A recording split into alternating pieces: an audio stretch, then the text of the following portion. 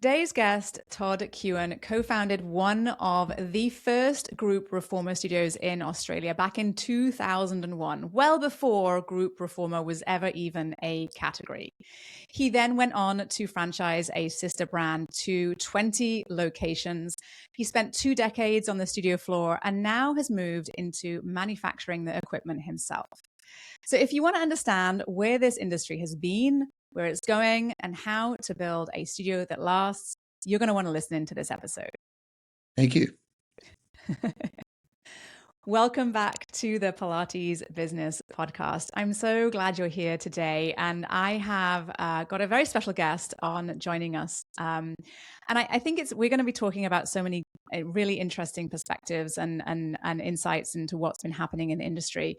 We all know that Pilates is booming, the competition is intense, and likely the studio owners that will win long term are the ones who understand really what drives success in a boutique fitness studio business in the Pilates world. And Todd Kuhn is an industry veteran. He's been in and around boutique fitness, boutique Pilates studios for well over, we don't want to say how many years. No, please don't. But he pioneered the first group reformer studio in Australia. He is a co-founder of the Core Collab and creator of the Sculpt Former, which is now launching inside of the Sculpt Me Studios in Texas. And I wanted to bring on Todd. We had connected a few months ago. And I wanted to bring him on to share with us his perspective over the years of seeing what he's seen and perhaps even some insights on where he sees things going. Because I think these types of conversations with folks who've been in the industry for such a long time from this perspective of being a business owner, business builder, an entrepreneur is so incredibly fun to listen and hear about. So welcome, Todd. I'm glad you're here. Thank you. Thank you for having me. Okay, so let's go back to the beginning. You opened one of the first group reformer studios in Australia. What was the industry like back then where you were, and how did that all come about? Because obviously that was a new concept back then. It was, definitely. Yeah, well, interesting story. So we started actually running Pilates mat classes in halls, which really took off. Everyone was wanting to do just Pilates. It was like the 2001. Everyone had seen what was happening in the US and they wanted a piece of the pie. So we ran a lot of classes in scout halls and community halls throughout our town. We had at one stage about 40 locations or 40 classes per week. Had other instructors teaching, but at that time there weren't really that many people actually teaching or that were trained correctly to be able to teach, especially in a group environment. And then we just had the idea that, or maybe we could do this similar concept, but in a reformer style studio where we had, at that stage when we opened, we actually had 20 reformers straight up and people thought we were just crazy. Right. And we kind of thought we were a bit crazy as well, because everyone was saying this is a fad, it'll be gone in 2 years, you're crazy signing a lease. But we went ahead and got into it, and that's sort of kicked it off. So right back then there was really no playbook. It wasn't like anyone else was doing that, right? So you had to figure it all out on your own as you went. It's interesting. I think I look at this now and think about how the landscape's changed so much from, like, we were at that stage. One, there was a lot of education required of what Pilates was. We would have people calling the phone and saying, I want to do this Pilates or Pilates and any kind of variations of the name. Yeah, pilots. And we were doing like 40,000 letterbox drops of, brochures into people's mailboxes around our area every 2 weeks. And that was that and people driving by or people referring were the only means of getting people into the studio. Yeah, because there was no Facebook or Instagram. There was did you have a website? We had a website and it was average, but there was no education. No one knew that, capture people's details. And It was literally like we were running little ads in the local newspaper and people were calling. And when we first started, people were calling that the message bank was full. Right. And then we we had no means to get back to people, and you'd have to call them, and it was on home phones most of the time. Right. Crazy Yeah. really, to see how far we've come in Well, yeah. 25 years. Such a different world, truly, right? Such a Yeah. different world. But, there must have been some lessons, and I'm guessing, given the trajectory of what then happened, that you learned early on, and sort of perhaps habits that you learned early on that have served you well since then, right? Definitely. Yeah. I think one thing that we always struggled with was that even like now there's coaches in different niches, and getting the understanding from a really tight niche, where we were having a lot of the time, excuse me for a second, sorry. Okay. We were learning from people that were like big box gyms, and that we were trying to get coaching from them, and it wasn't really targeted and specific. So we were trying to then overlay things that big box gyms were using, and then doing the same principles in a small boutique style, even though it was large format boutique style. And even languaging, the way that we would speak to people is different to the way a traditional gym speaks to people. But really, main thing it got down to was community and service. Yeah, absolutely. Fundamentals, right? The fundamentals. And obviously that worked, because you then went on to add a couple more locations, Yes. right? Yeah, we did. We added 2 more locations in 4, 5, or 5, or no, probably took 6, 7 years actually. Yeah. To actually get it. The first one, after the second location, we opened only after a couple of years, but then the next one took about 5 years to get to that point. Yeah, amazing. So then you kind of took a little bit of a change in direction. You went later on, you began much later, you opened another brand, right? Yeah. And decided to move into a different business model. So you went into franchising those studios. Yes. So that's interesting in itself. So the first studios that we had were more health clubs. The original name was Pilates, etc. Because we had Pilates, yoga, we had a little gym there, and we did group fitness. And then, but it was 6,000 square, or 6 to 8,000 square feet was the footprint. Yeah. And it's huge. It is huge. And the rent was just insane. And after in 2013, when we got the second brand, I was defiant on not spending a lot of money on the rent. At that stage, it was like minimum 200,000 per year rent, and I'm never doing that again. I'm never entering a 10-year lease. I'm not doing any of this. So I thought, okay, how could we do the same kind of thing on a smaller scale? So the first location of Rebalance was only 110 square meters, so like 1,200 square feet. Right. And it was like sardines in there. There was 10 reformers in one room, and we had this triangular room that we ran our yoga and bar classes from, that really probably shouldn't have fit more than 10 people in, but would at times have 25 people in there. Right. Yeah. And that was started really just thinking, okay, well, if we have one location, this will be great. Yeah. And then we actually had a really great business coach who was, again, he was from the fitness industry, but we were kind of we were implementing, or we were looking at the content that he was providing us and thinking, how can we tweak this for our market? Mm-hmm. And we went to a mastermind with him, and he said, what's your vision? And that was the first time that we had looked at it and thought, well, hang on, we've got an opportunity here to actually open multiple locations and have more impact on our target market.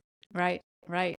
So then you went on, and was when you started to think about the franchise model as the next step?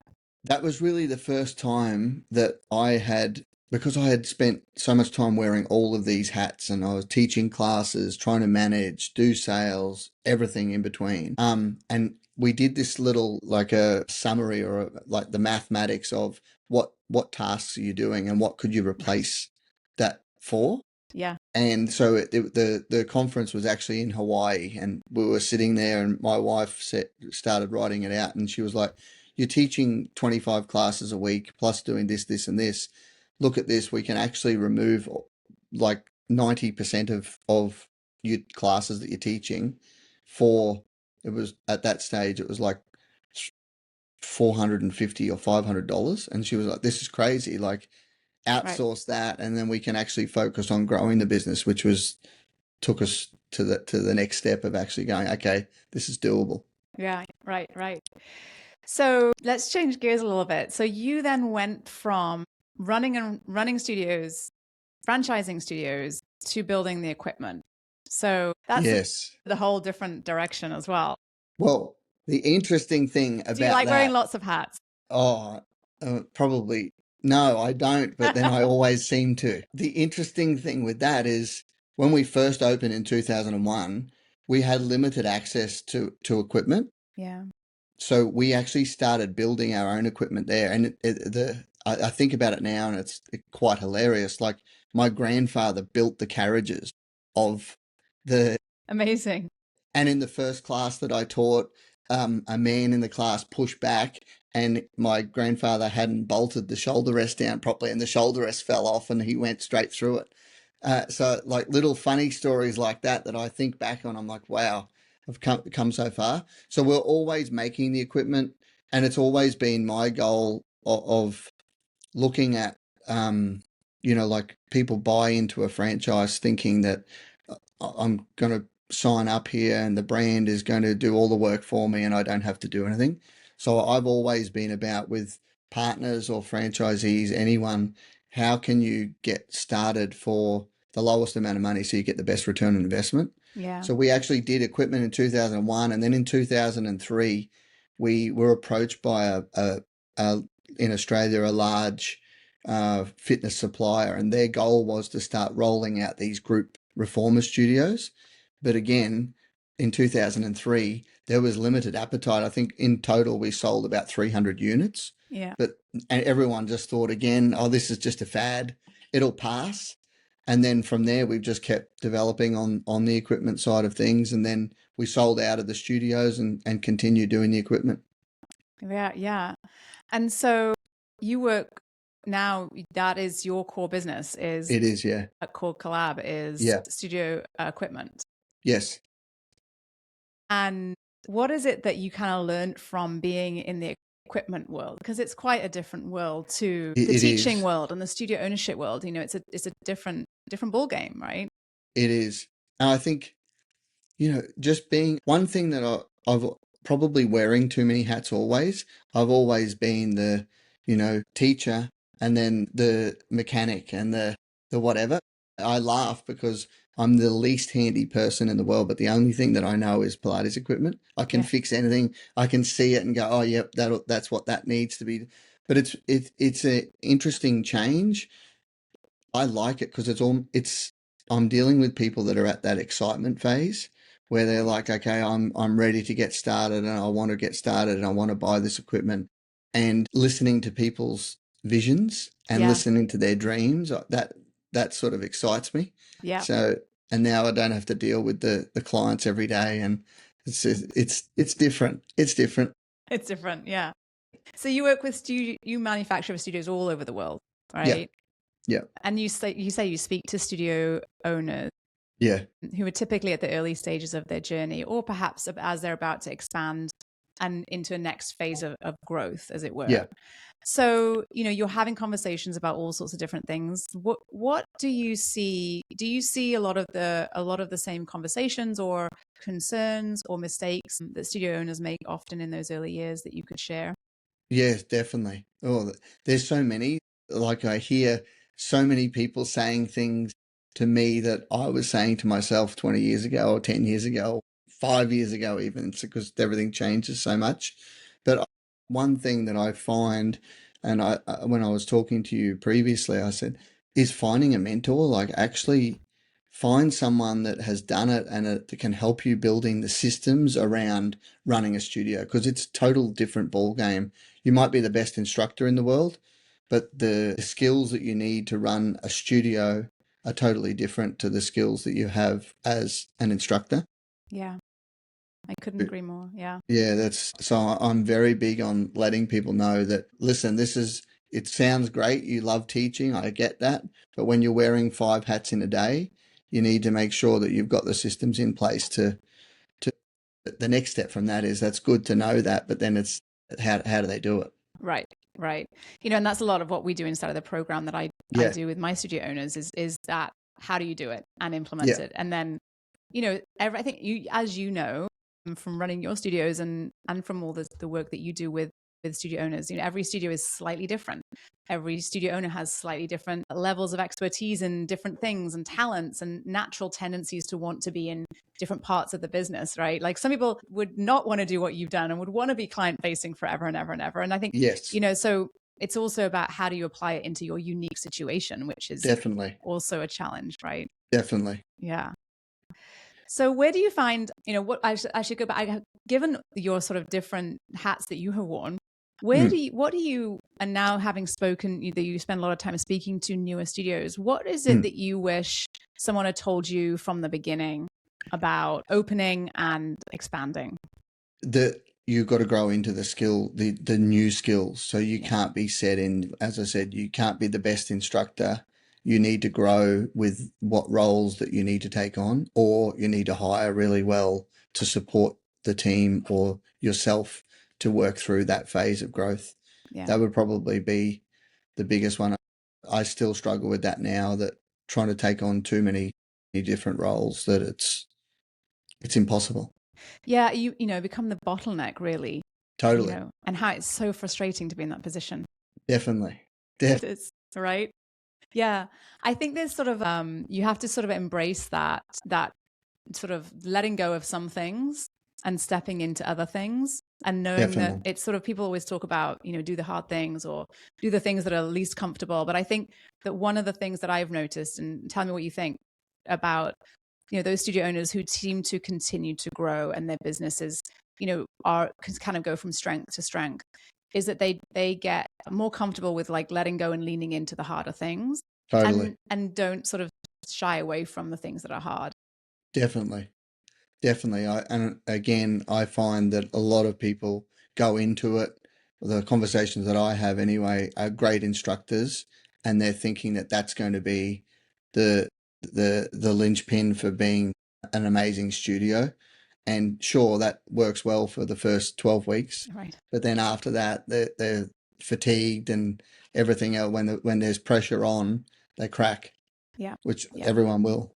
Right, exactly. And it's not to say that passion isn't important, because I think it is, right? Yeah. Yeah. It's so important, but it's about sort of expanding that skill set, like you said. Definitely. Important. Yeah. Definitely. So tell us a little bit about the equipment. Tell me about your sculpt former and what you have been developing and working on the manufacturing side. So obviously, as I said, the iterations that we've been through since 2001, we kept pretty much the same model till about 2010. And then from there, we've gone through so many different variations, trying to work out what was the best for our studios, where we had aluminum for some studios, and then we changed to wood for other studios, and colored wood and different colored upholstery. So we've kind of gone through the ringer of that, and it's just a constant refinement of, okay, well, this is the feedback that we're getting about this. Oh, okay, we need to change this. We need to improve this. But the sculpt former actually came about in 2015. What we were finding with clients is in one of our studios, or it was the first one of the second brand, and we were finding that people were coming on and they'd do, like, let's say, couch to 12 weeks, and they would get all of these amazing benefits in 12 weeks. And then they would start being like, this is just getting a little bit like, I feel like I need that next step. So we actually came to the US and saw some studios and what they were doing. And we're like, maybe what we could do with our wood reformer is we could change up our style a little bit so that we had more of the modern style of reformer. So we went back and we designed a wood version of what now is the sculpt former, but it had a traditional foot bar on the front end and then handlebars on the back end, and bigger carriage, wider carriage, more springs, 2 platforms. So kind of looked similar, but still looked like a traditional reformer.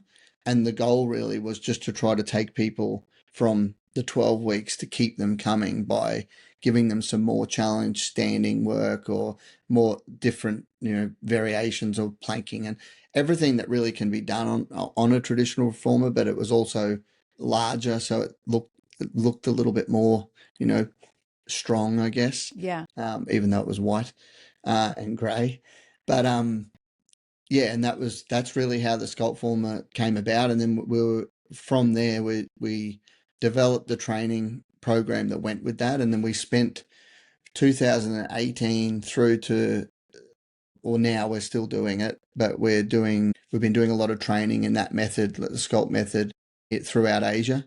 So we've done Korea, Indonesia, China, Thailand, and that's kind of where we've been for the last few years. And then in 2022, we came here with just a couple of models. And then really in the last 24 months is when we launched the Sculpt Former over here in its new version. Yeah, exciting. Yeah. And is it designed to be in a studio or is it a home use as well? No, so at the moment, the Sculpt Former, so we do all of the equipment range. So we do a lot of home reformers, which, a lot of people are. It's interesting. I sort of overlay my thought pattern, and I'm like, for me, when we've got a reformer at home, but Right. I don't use it. I still go to a class. It's Same. like, so many people are looking for that option. And I understand that, if you're driving 30 minutes or 40 minutes to go to a class or you're not even able to get in because there's a wait list at the one studio in town or whatever.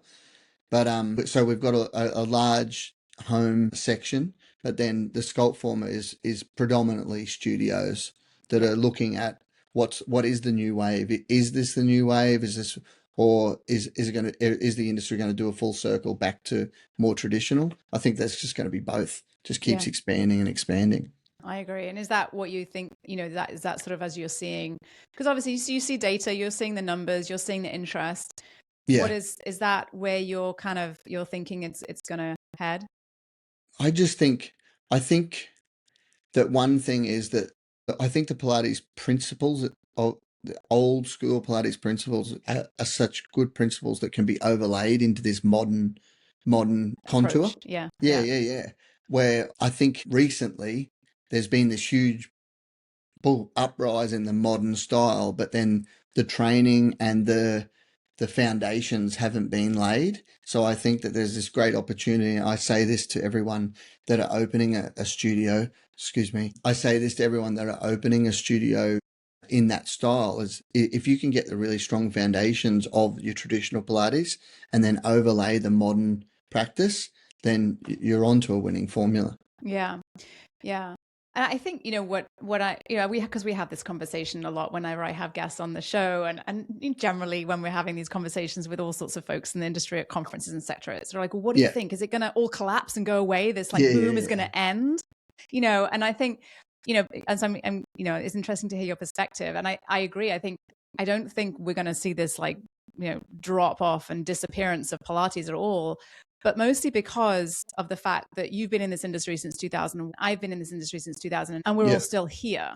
And not only are we still here, we're seeing other people join. And it's sort of, Pilates is something that is, everyone can do at every stage of life, right? Yeah. And it's useful and helpful and great to do at every stage of life. And so from my perspective, we might see some people go into other trends that have you.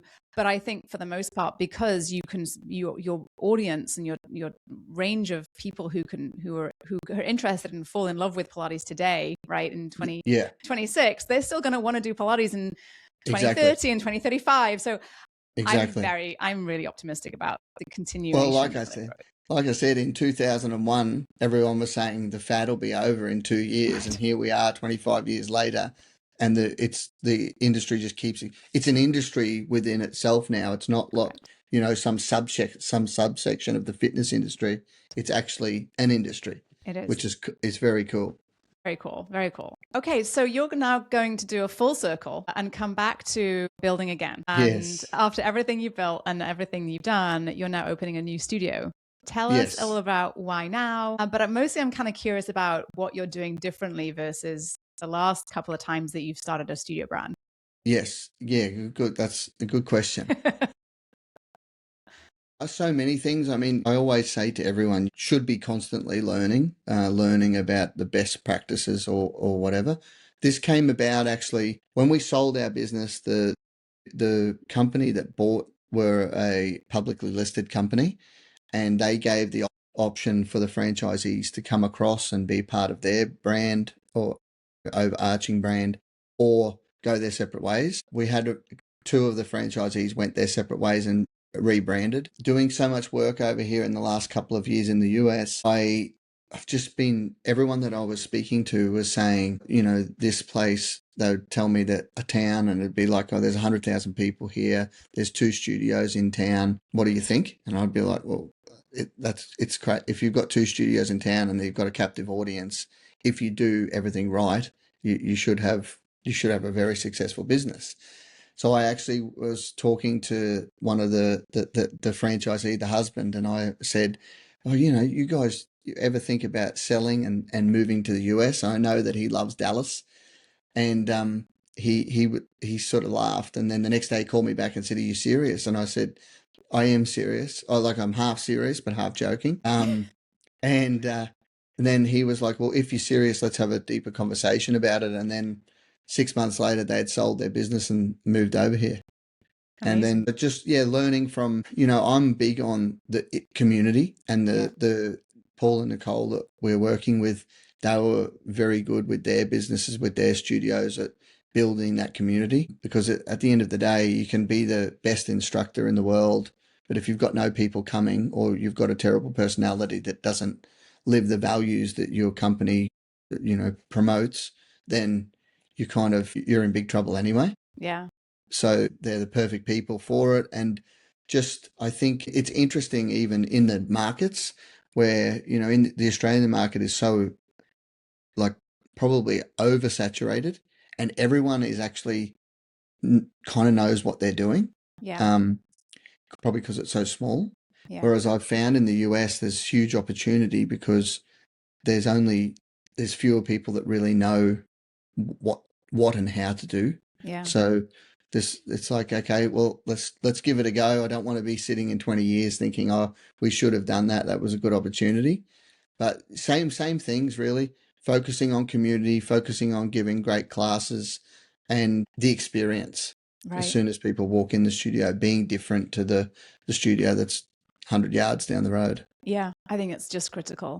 And there is a lot of competition in every possible way for Pilates, but also for wellness dollars in general. Totally. So you cannot overlook that experience, and no. And having the skills to be able to know how to use that experience to stand out from the crowd and get you the clients and keep the clients, right? Exactly. Yeah. Exactly. Well, keep them coming back. Keep them coming back. Exactly. Well, thank you, Todd, so much for coming on and sharing your story and your journey and your insights. It's been a really interesting conversation, and I'm excited to see what happens next with your studio. I might have you come back and you can share a lot about. That'd be great. I have a feeling this is not the end of that endeavor. No, definitely not. At all. So why don't you share really quickly where people can learn a little bit more about what you do? And yes. Yeah. Well, you can find us at www.thecorecollabusa.com. And if you're in the Dallas-Fort Worth area, come to sculptmetx.com. Excellent. Fantastic. Well, thanks again, Todd. It was great having you on, and we'll speak soon. Will do. For those of you listening, if you enjoyed what you heard and would like to support us, the best thing to do is to go and click wherever you're listening to this and click that follow or subscribe button. It would help to get this podcast out there into our amazing community with all of those amazing studio owners and teachers who could use a little bit of support and encouragement on their journey in our industry.